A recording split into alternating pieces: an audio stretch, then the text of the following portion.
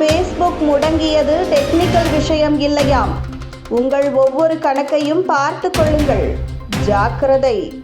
தற்போதைய நிலைமையில் செல்போன் என்ற ஒன்று அனைவருக்கும் தேவையான ஒன்றாகவே உள்ளது.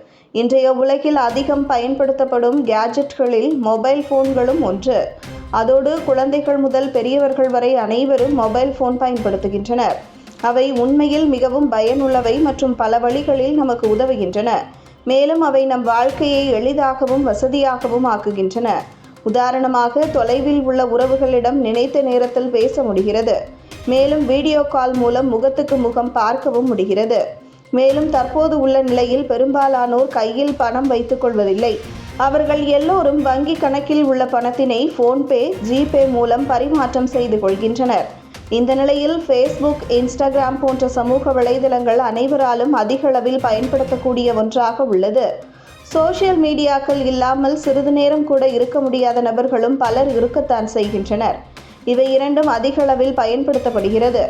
மேலும் பல வசதிகளை கொண்டுள்ளது. உதாரணமாக, புகைப்படங்களை அனுப்புவது, வீடியோக்களை பகிர்வது, அனைவரிடமும் பேசுவது போன்ற எல்லா வசதிகளையும் உள்ளடக்கியுள்ள இந்த ஃபேஸ்புக் மற்றும் இன்ஸ்டாகிராம் சிறியவர்கள் முதல் பெரியவர்கள் வரை அனைவராலும் அதிக அளவு பயன்படுத்தப்படுகிறது.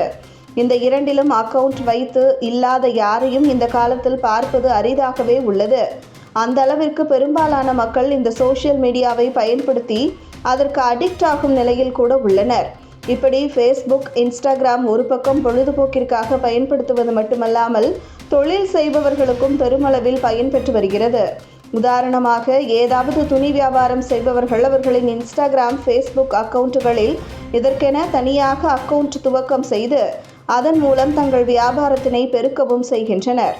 இந்த நிலையில் நேற்றிரவு மெட்டா நிறுவனத்தின் பிரபல சமூக வலைதள பக்கங்களான ஃபேஸ்புக், இன்ஸ்டாகிராம் செயலிகள் இரண்டும் பயனர்களால் பயன்படுத்த முடியாமல் முடங்கியுள்ளன.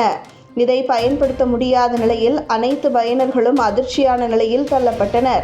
ஏன் இந்த இரண்டு சமூக வலைதளங்களும் பயன்படுத்த முடியவில்லை என்ற காரணம் அனைவரின் மத்தியிலும் தோன்றியுள்ளது. இதனால் உலகெங்கிலும் உள்ள லட்சக்கணக்கான பயனர்கள் அவதியடைந்துள்ளனர்.